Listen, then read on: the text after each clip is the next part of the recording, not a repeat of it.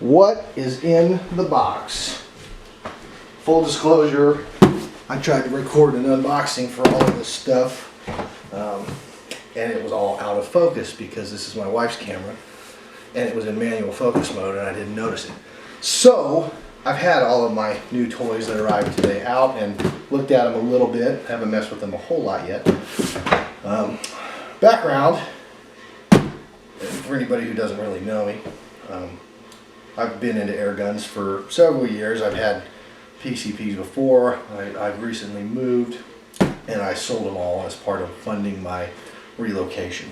Had chickens out here where I live, and we lost like 4 chickens in one day. A couple other chickens went missing. Pointing some fingers at a couple different vermin, but the wife said, yeah, go ahead and do something about that. And to me that meant buy some toys. So while she was still upset about losing the chickens, I ordered myself a new air gun, and it showed up today. So how about we take a look at it? Let's see what we got. Oh yeah. You know it's going to be a black gun if it comes in a black box, right? It's got to be. A little Airforce action.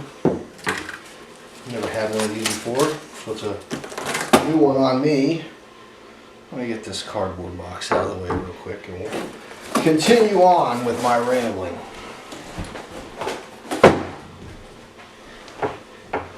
So, my initial thoughts on this are fit and finish are actually pretty dang good.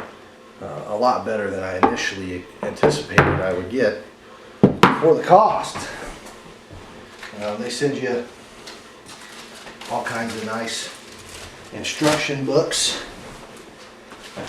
catalog of all their offerings. There's a DVD in there. That might be cool. Satellite goes out one day and I'm just bored to pieces. I'll watch that. They send you 2 Allen keys, and the Allen keys actually seem to be of decent enough quality to use. They're not so loose in anything I've tried them in so far that they scare me as far as stripping something out goes. The spin lock system is new to me. Obviously I've never had an Airforce gun before, so I actually had to look in the book, bit the bullet and looked in there, and I'm going to try to put this together. No guarantees, seeing as how I haven't done it very often. But the smallest Allen key they provide you goes into this little set screw here that holds the spin lock collar on, and we're not going to get into great detail here. Somebody else has probably already done a better job than me at explaining how this works, but I do want to put it together. So the spin lock collar then is loose, and this will be the time that I struggle with it because I'm trying to talk and record a video.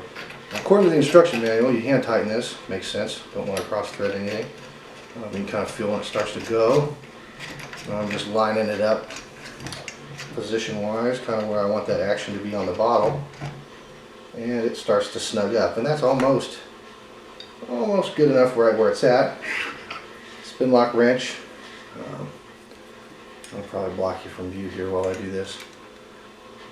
You got to be particular about which way I use this when I tighten it.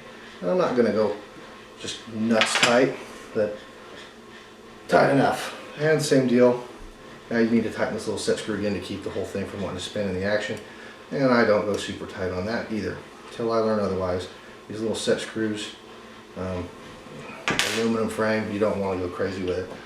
And there she is, put together, at least so far as what comes in the box. Things I like right out of the box, the breech on a left-handed shooter. I'm actually used to using this hand to cycle the breech all the time, and on this rifle I'll be able to use the correct hand for myself. It's actually screwing me up a little bit because I'm so used to cycling bolts this way. I'll be able to do it like a true left-handed shooter. That'd be kind of cool. Things that I guess initially was concerned about with the older generation Airforce guns is the original wire safeties. People didn't seem to like those very much, and the triggers were very heavy. And this gun puts all that to rest. The safety is very easy to flip off.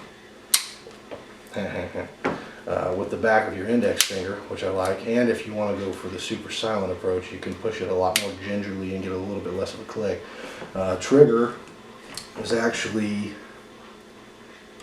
really light first stage. There's a wall and maybe just the tiniest bit of creep, and it's decently light. We won't see, I won't be able to tell exactly how much I'm going to like that trigger probably until I do some super high magnification stuff on paper where you can really see the trigger pull affecting your performance. This little spin lock wrench, it works so far, but a more robust tool to tighten that was more confidence inspiring would make me happier. I don't like these press tools most of the time, but it works. This is not a super high torque application, and if you had a bigger tool, people would probably strip it out. So it does what it's supposed to do. Like I said, fit and finish is really pretty good, especially for the price. I'm really impressed with how everything, see, I'm using that hand again.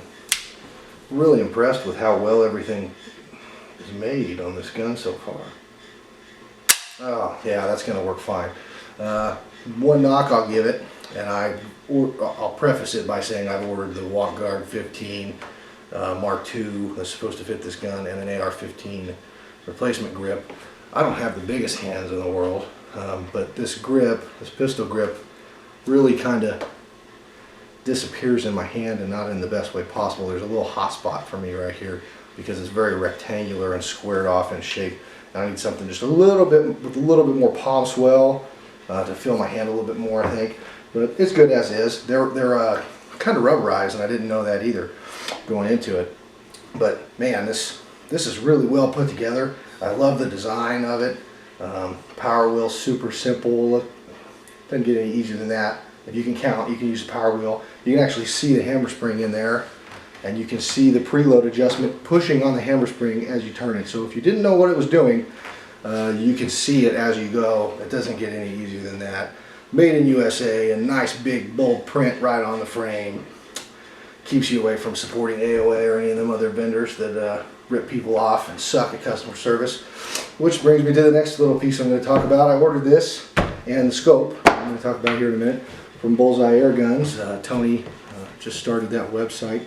He seems to be a pretty good guy. He actually accepted a phone call from me while he was in a hospital bed after doing physical therapy all day. And if that's a testament to the type of customer service he continues to provide. He's going to do very well.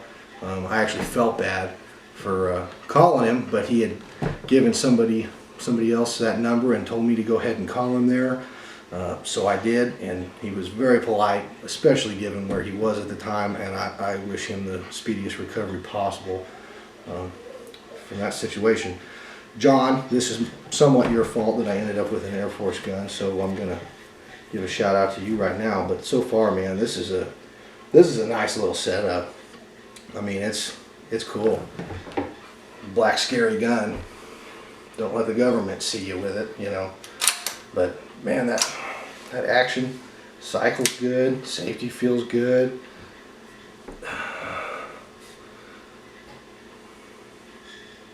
Yeah. So things I don't have yet that I've ordered. Tri-rail is going to end up on here to achieve proper scope height. Along with that, we'll talk about another little piece of the puzzle. Sports Match scope rings. Jim, these are your fault. I got my first set of Sports Match scope rings back when I got an FX air gun, and ever since I used these, I can't bear to go back to something of lower quality unless I absolutely have to. Other scope rings will work and they get the job done just fine, but if I can't find it in Sports Match or BKL offerings, then I don't know if it's made. And these in particular are adjustable for elevation.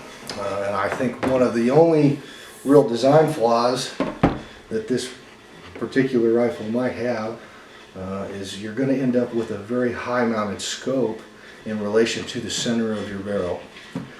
So that's going to make sighting in a little bit more difficult. Mil dots are going to get a little bit more tricky. And anything I can do with the rings to keep that scope in its optical center or close to it is money in the bank for me. It's worth it to spend the extra money. If you buy some good scope rings and you feel the threading as you're tightening the screws and you look at the machining quality, it's worth it. Just buy a set and try them, and you, trust me, I'm not leading you the wrong way on those. But yeah, those are Jim's fault. He gets the blame for that.